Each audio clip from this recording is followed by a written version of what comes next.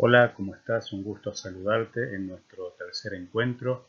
Vamos a seguir con nuestra materia Evangelismo y Misión en la era posmoderna, particularmente hablando de los desafíos de la Iglesia en el siglo XXI. Como dijimos, un mundo de cambios y de complejidades.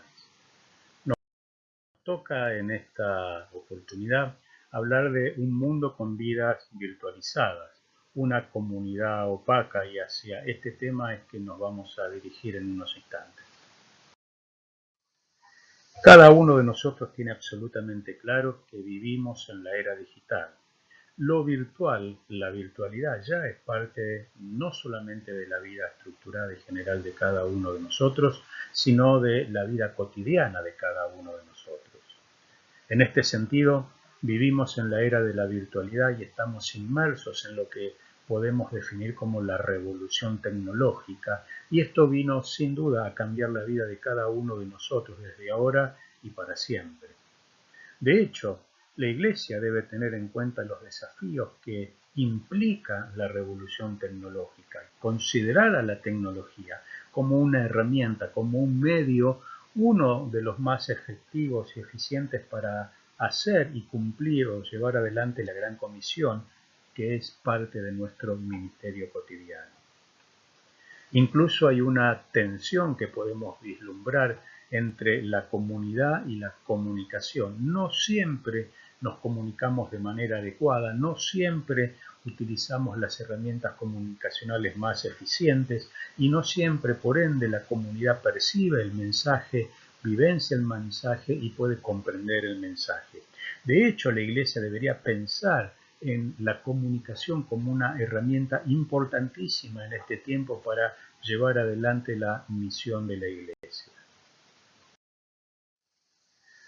Hoy por hoy estamos entre lo que algunos llaman el FOMO o el JOMO.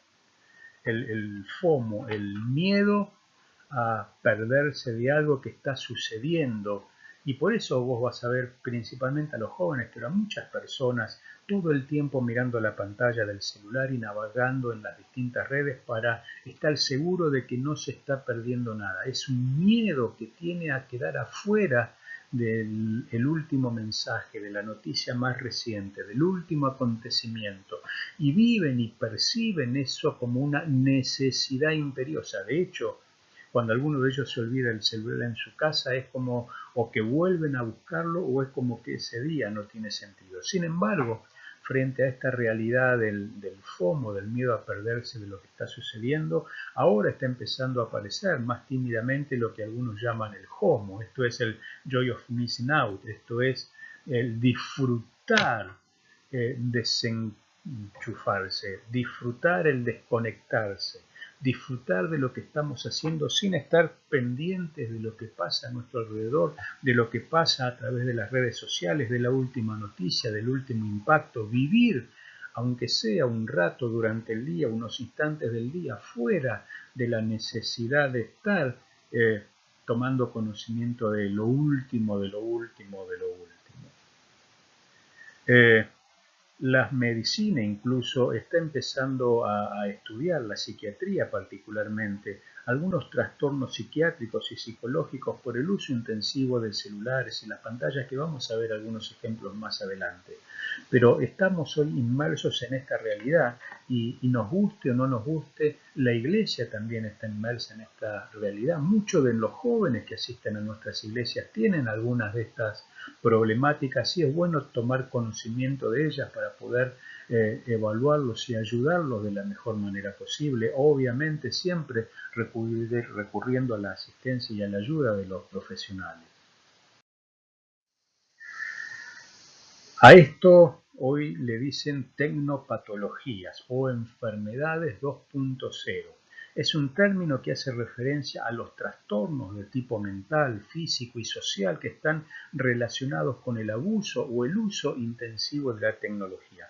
Algunos de ellos son la tensión ocular, además de otros problemas oftalmológicos, el ojo irritado, el ojo seco, la tendinitis provocada por el abuso de posturas poco naturales en el uso del teclado o del mouse, del ratón, La nedrinitis palmar, caracterizada por la inflamación o aparición de manchas rojas en las manos, la pérdida de audición como consecuencia de estar todo el día con auriculares en un volumen suficientemente alto como para de a poco ir dañando nuestros tímpanos, nuestro órgano auditivo, la nomofobia o la ansiedad que se da cuando me olvido el dispositivo, lo que decíamos, salgo de mi casa, no me di cuenta, me olvidé el celular y me agarra una desesperación, una ansiedad que no puedo manejar. Esto los psicólogos y psiquiatras le llaman nomofobia y tengo que volver a recuperar el teléfono como para empezar a tener contacto con la realidad.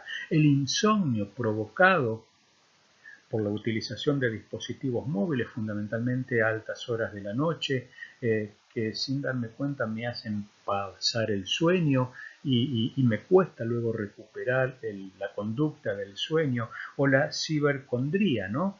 Que esto es algo así como la versión digital de la hipocondría, ¿no? El estar permanentemente buscando en el navegador, en el Google, en las distintas plataformas, enfermedades que surgen como consecuencia de la virtualidad y pensar que cada una de esas enfermedades nos pueden agarrar a cada uno de nosotros.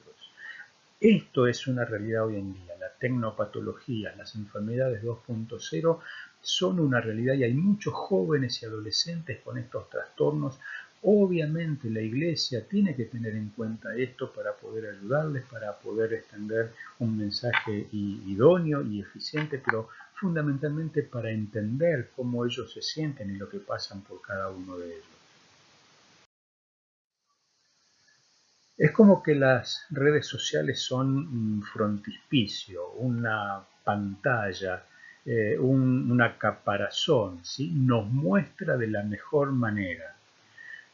Déjame decirte y reconfirmarte que el hombre es un ser social. Necesitamos vivir en comunidad. Construimos nuestra identidad y nuestra vida comunitaria de manera conjunta y necesitamos potenciarla y desarrollarla día por día. Sin embargo, uno de los aspectos negativos de la tecnología y particularmente de las redes sociales es que en el fondo son una gran pantalla, ¿sí? Una herramienta para mostrar una apariencia que, como decíamos, no siempre se condice con la realidad y que sacia la necesidad natural de una socialización a la distancia, de una vida en comunidad pero desde mi individualidad, de un acercamiento pero manteniendo mi distancia, haciéndolo de manera distorsionada y sin provocar lo más rico que tiene la vida en comunidad o la vida comunitaria, que es el sentir del otro, el abrazo, un gesto, ¿sí? Una muestra de afecto y de simpatía. En las dinámicas del diálogo entre la comunidad y la comunicación, surgen entonces como necesarios los constructores de identidad, los constructores de pertenencia, que son en nuestro mundo religioso ni más ni menos que los rituales. Los rituales son los que nos contienen, los que nos orientan, los que van construyendo el sentido de identidad y de pertenencia. Nosotros somos parte del pueblo evangélico, somos parte del pueblo de Dios y este sentir de comunidad viene asociado al cumplimiento y a la práctica consuetudinaria de estos rituales. En palabras de Casanev, el rito se distingue de las demás costumbres no solamente por el carácter particular de su pretendida eficacia, sino por el papel que cumplen. Es un papel importante porque a partir o a través de la repetición sistemática, el rito toma una acción particular y estereotipa una conducta que luego por la repetición vuelve a tornarse o puede tornarse en una conducta asequible, deseada y esperada. Como habíamos insinuado en nuestros encuentros pasados, hubo incluso modificaciones litúrgicas a partir del COVID-19. El mundo cambió por la pandemia y de hecho, si bien ya existían, pero lograron un impulso sumamente amplio y significativo los cultos virtuales. Y hoy por hoy, las iglesias, más allá del tamaño que cada una de las congregaciones tenga, ha visto y utiliza el culto virtual como una herramienta para llegar a las personas, para alcanzar la misión, para que muchos puedan escuchar el mensaje del Evangelio. El culto virtual, que era algo que tenían las iglesias grandes, las iglesias más numerosas, hoy es una herramienta que le permite a todas las congregaciones, incluso las más pequeñas, tratar de estar en el éter y contactados con las personas y predicar el Evangelio en un espectro mucho más amplio y mucho más eficiente. De hecho, hay hoy en día iglesias virtuales donde todas las actividades de la iglesia giran en torno al éter, a internet. No hay asistencia presencial, no hay una estructura presencial de cada una de sus actividades, sino que todo acontece en el mundo cibernético, todo acontece en el ciberespacio. Son las llamadas iglesias virtuales, que también, si bien son pocas, hoy también son una realidad que va creciendo y hay muchas congregaciones que están eligiendo los parámetros y el entorno virtual como para hacer llegar el mensaje del Evangelio y todo su centro de actividades. Estas modificaciones eclesiológicas se vieron en sacramentos y en ritos, particularmente en la Santa Cena, como decíamos, ¿no? Un ministro hoy, un pastor acostumbrado a oficiar la Santa Cena, hubiera dicho que participan de ella los que han creído en Cristo como Señor y Salvador, que lo han recibido como Salvador, que están bautizados por inmersión en el nombre del Padre, del Hijo y del Espíritu Santo y que tienen comunión con Dios y con sus hermanos. Sin embargo, hoy, a partir de la virtualidad del culto y de este oficio sacramental, vamos a ver que ya está fuera del ámbito del contralor de la Iglesia y de los ministros el poder determinar qué personas participan y qué personas no participan. Cualquier persona desde el living de su casa podría participar de la Santa Cena diciendo yo amo a Jesús, ¿por qué no voy a participar? Y no necesariamente estando bautizado por inmersión o no necesariamente siendo parte de la iglesia. Pero también vamos a ver que ha cambiado y se ha modificado el entorno de la presencialidad. Hoy ha bajado, disminuido sustantivamente la asistencia a nuestros cultos. Vamos a ver muchas congregaciones que no llegan a reunir las cantidades que reunían en cuanto a membresía, en cuanto a asistencia, que reunían antes de la pandemia, y esto es un llamado de atención. Primero, porque tenemos que tratar de recuperar a estas personas en cuanto a su asistencia, la comunión y el compañerismo. Pero en segundo lugar, también nos hace y nos debe hacer reflexionar sobre cuáles son las causales que hacen que las personas no se sientan atraídas a venir a participar de la comunión, a estar juntos con sus hermanos, a ser parte del culto de manera presencial. Obviamente han sufrido modificaciones hasta el día de hoy, todo lo que tiene que ver con los ritos vinculados a la inmemoria, al último adiós de las personas. Por el COVID no pudimos celebrar velatorios, no pudimos hacer estas últimas despedidas y a veces tuvimos que contentarnos simplemente con alguna inmemoria. Bueno, no hemos desarrollado lo suficiente la teología del duelo, pero hasta el día de hoy seguimos con restricciones para despedir a un familiar, a un ser querido, a un amigo, y esto también es parte de la realidad, como algunos ejemplos que queremos puntualizar, ¿no? Pero también hay otros ritos y hay otras actividades, como puede ser el evangelismo, incluso que hoy naturalmente se hace por medio de las redes sociales y no tanto de manera presencial o en la calle. Modificaciones litúrgicas que sucedieron a partir del COVID-19 y que llegaron para quedarse y que la gente, las personas, se están empezando a acostumbrar a ellas. El desarrollo tecnológico es una constante que no se va a detener. Déjame decirte que el desarrollo tecnológico vino para quedarse y para profundizarse en este tiempo y no va a dar marcha atrás, no va a retroceder todo el campo que la tecnología avanzó. Pensemos por unos instantes en el Big Data, ese conjunto de datos y combinaciones posibles que las grandes computadores con fórmulas matemáticas puramente tratan de delinear en un volumen realmente importantísimo nuestros anhelos, nuestras posibilidades, nuestros deseos.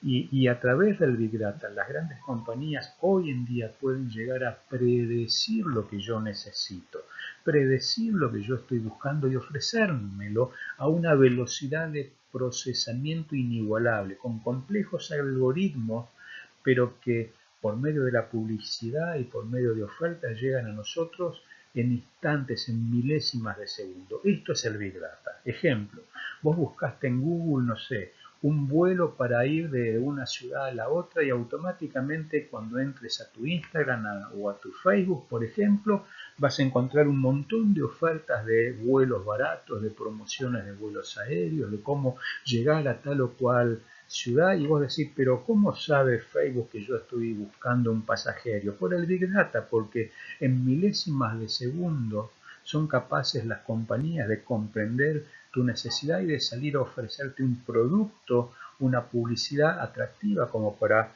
facilitar tu búsqueda.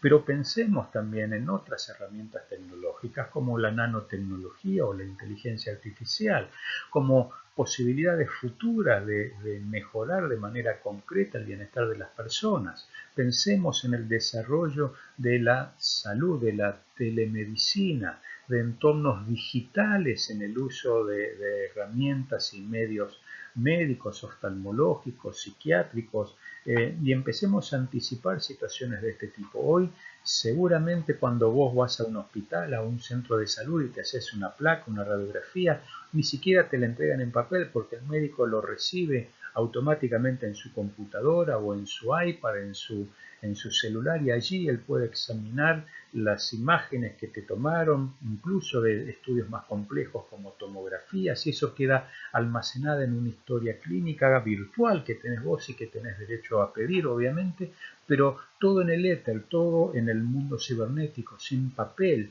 y también para esto tenemos que empezar a acostumbrarnos. Pero quizá la cara más oscura del desarrollo tecnológico, de la tecnología, tenga que ver con el uso más que con ella misma. Como todo, el pecado dañó la naturaleza humana y también esta naturaleza humana dañada, pecaminosa, ha conllevado en el uso de herramientas tecnológicas a una despersonalización del individuo, a un vaciamiento de su humanidad. Lo lleva incluso a ignorar su necesidad de socialización e incluso con enfermedades que hoy por hoy son sintomáticas de este tipo de vida que estamos atravesando, pendiente de la pantalla, pendiente de las noticias, pendiente de lo que va sucediendo. Esta cara negativa de la tecnología obviamente no opaca el resto de los beneficios, pero sí es un desafío a buscar el equilibrio, incluso en el uso que la tecnología hace de la iglesia y en el uso que cada uno de nosotros usamos de las herramientas tecnológicas. Es importante que tengamos en cuenta, y acá vamos a detenernos unos instantes, en las características particulares de la generación Z, ¿no? Esto es, los nacidos después del año 1995. Ellos tienen su problemática común, pero son nuestros adolescentes, son nuestros jóvenes. Son los gamers, los streamers, los adolescentes que están todo el día jugando en red y estando frente a la computadora casi todo el tiempo, salvo cuando duermen. Y tenemos que preguntarnos, ¿no? Mi hija, por ejemplo, es streamer, y ella usa el streamer como forma de evangelismo y de evangelización a muchos otros jóvenes adolescentes que juegan con ella y que son predicados por este medio, pero yo pensando en esto y razonando por qué la iglesia al día de hoy no ha desarrollado, por lo menos que yo sepa, juegos cristianos que puedan jugarse virtualmente con mensajes que tengan que ver con una centralidad bíblica y de Jesucristo. ¿Por qué no estamos llegando a este mundo de gamers, de streamers, de youtubers de manera abierta, de manera decidida? Allí nuestros jóvenes y nuestros adolescentes pasan gran parte de su día.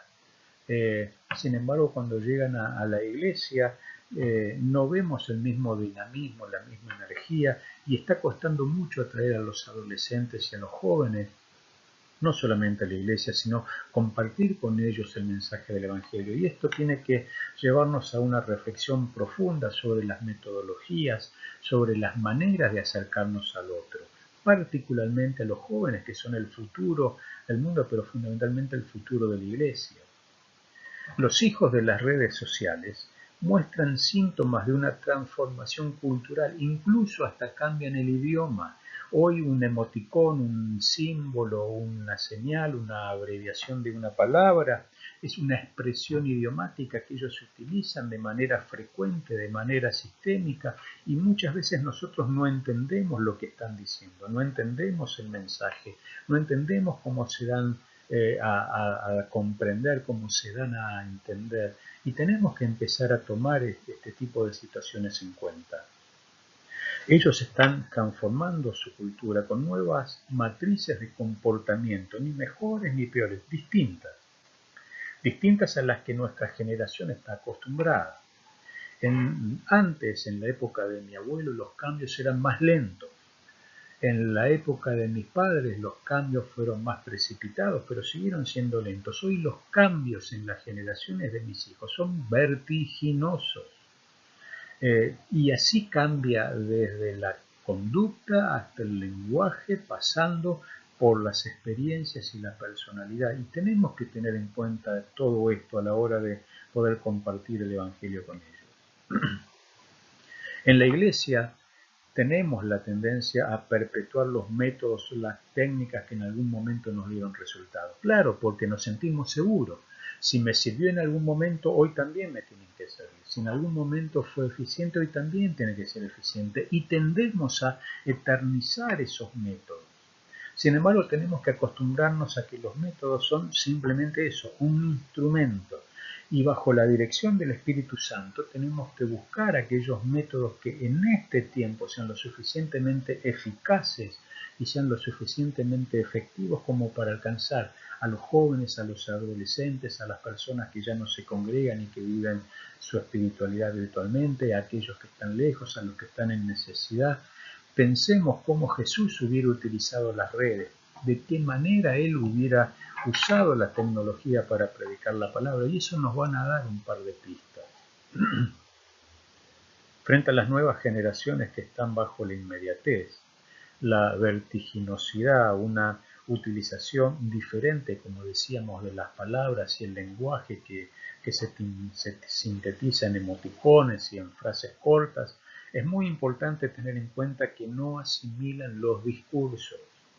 Los adolescentes no toleran un sermón de 40 minutos, por más que ese sermón sea extraordinario.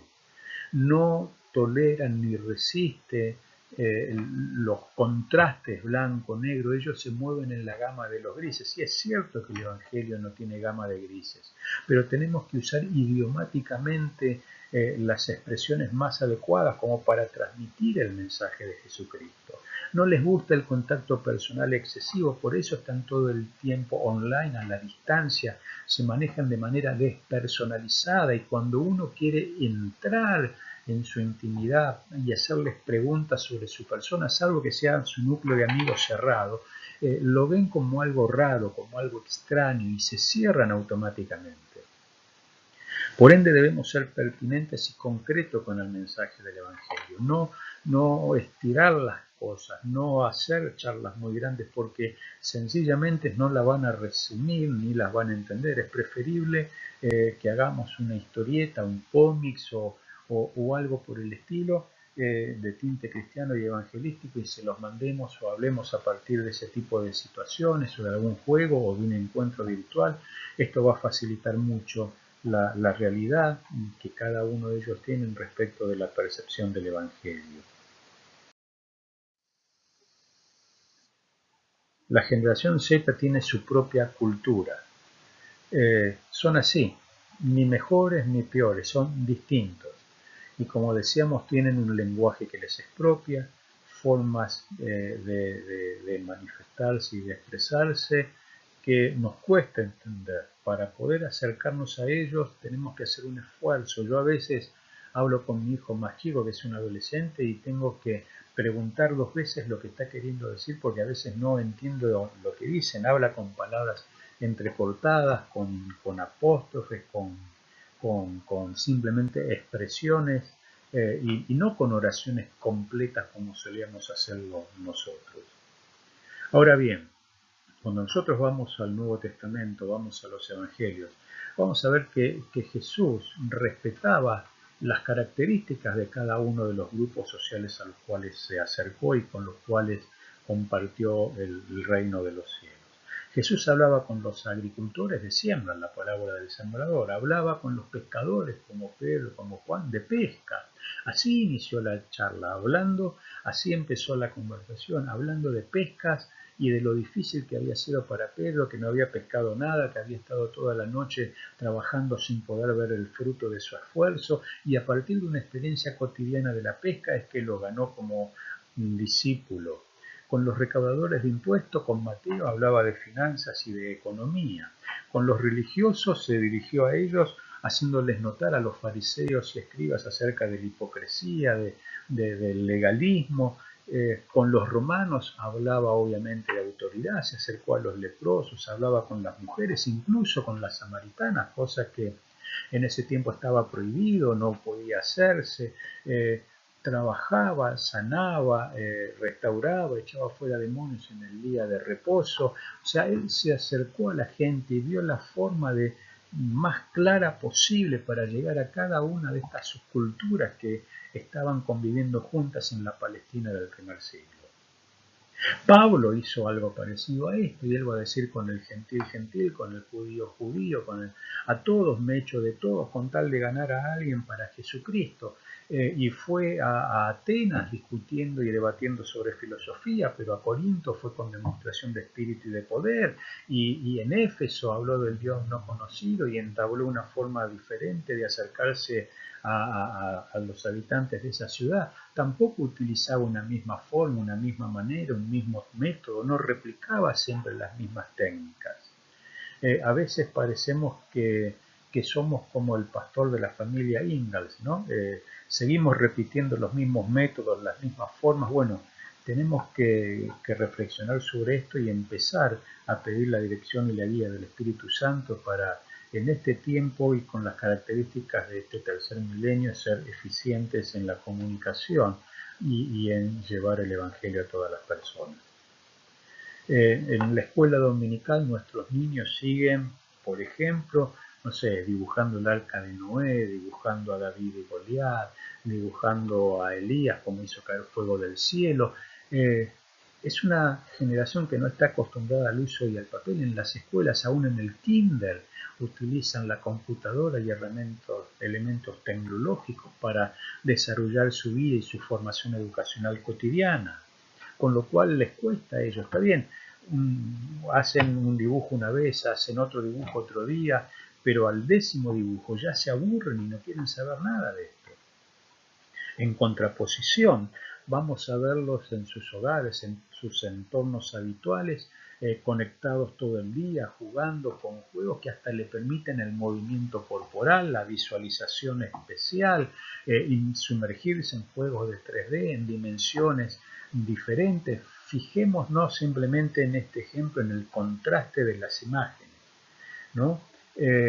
La imagen de la derecha es hoy por hoy una amplia mayoría de los niños que, aunque tengan limitaciones de acceso a la tecnología, pero por lo menos con su celular vivencian todo este tipo de juegos y de manifestaciones y expresiones que nosotros debemos considerar.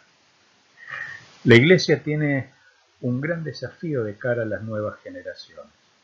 Y asumir el desafío es también asumir que vamos a evolucionar para ser más cercanos pese a la distancia, a ser más presentes pese a la impersonalidad, a ser más concretos pese a navegar en la nube.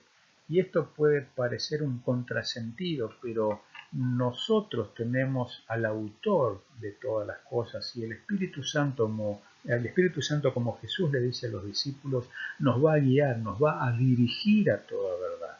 Él nos tiene que mostrar la mejor forma, las mejores maneras, las mejores herramientas para que mantengamos el mensaje eterno, un mensaje sólido de un Dios que no cambia, de una palabra que no se modifica, porque ni una jota de una tilde se va a dejar de cumplir hasta que el Señor venga, pero que sí requiere de un ayornamiento especial a la hora de transmitirla y de comunicarla, como tuvo que hacer Jesús, como tuvieron que hacer los discípulos, como tuvo que hacer Lutero o Calvino o Zwinglio cuando les tocó a ellos, como tuvo que hacer Moody, entre otros, o Spurgeon, ser recipientes frescos de la dirección del Espíritu Santo para que en este tiempo podamos ser pertinentes es una de las mayores responsabilidades y desafíos que tiene la Iglesia del tercer milenio.